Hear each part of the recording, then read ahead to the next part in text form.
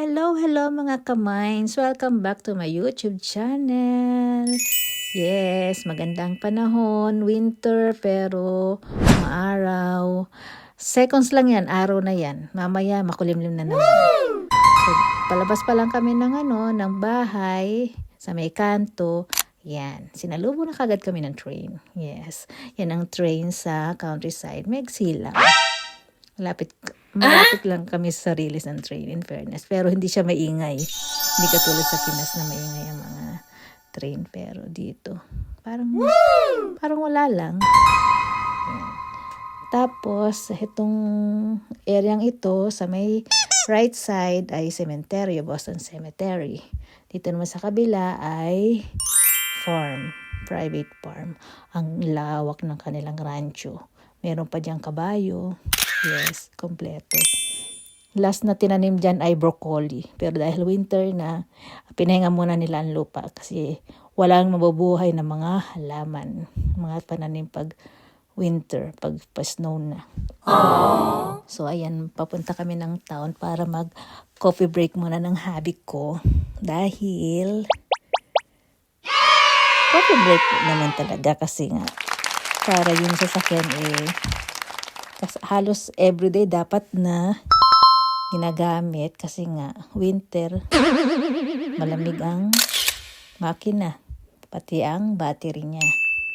So ito na guys, ito muna kami. 10 minutes lang kami dito. Ito sa may Asda, meron ditong Costa. So dito na lang kami nagpunta para lang ma-recharge ang makina na sasakyan.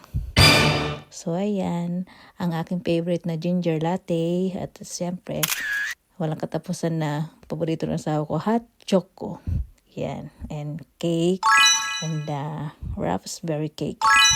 Yeah, in fairness, masarap naman. Lagi kami nagtatry ng kung anong bagong cake sa Costa. Yeah, ganyan lang ang life kasi kinabukasan ay pupunta na kami sa airport. Yes. Sa Pinas kami magki-Christmas and New Year.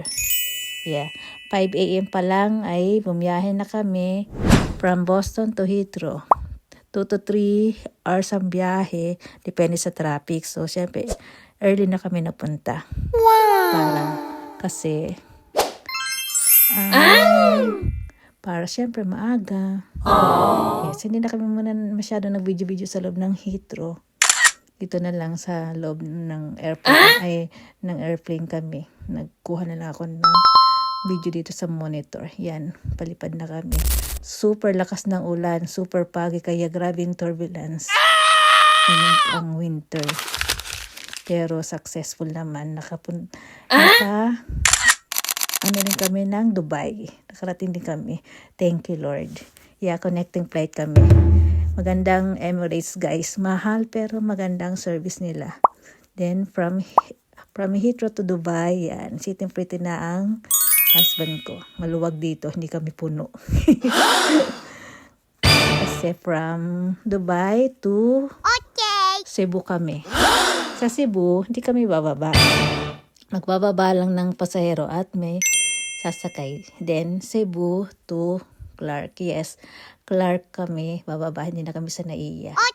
Ngayon lang namin na-discover na mas maganda pala dun sa kasi hindi siya crowded. Ang bilis lang ng ang biyahe. Ang bilis lang ng flow ng papuntang immigration hanggang sa baggage namin. 5 minutes lang, andyan na yung baggage namin. Kaya kung malapit kayo dito sa may Clark, dito na lang kayo mas okay pa. Hindi siya crowded. Yes guys, kung taga Bulacan kayo, Pampanga, Pangasinan, Baguio, yes, mas maganda dito. Emirates, usually at saka Cebu dito See, ang bilis lumabas ng mga bagahe. Tuloy-tuloy lang siya. Saka, iningatan nila yung mga bagahe. Maayos pa yung bagahe namin in fairness. Diba? Yan.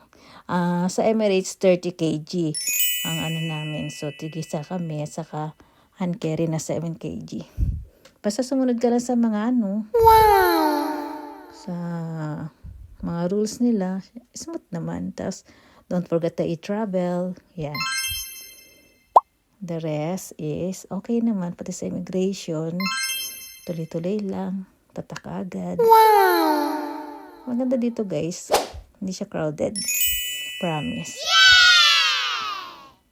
Yes. Ang galing, di ba?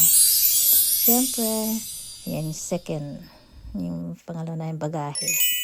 Then, that's it. Tapos nasundo na kami. 2 hours lang ang biyahe hanggang sa amin. Nueva Ecija. Yes, guys. Siyempre, kinabukasan, ano pa nga bang gagawin? Magpapamper muna.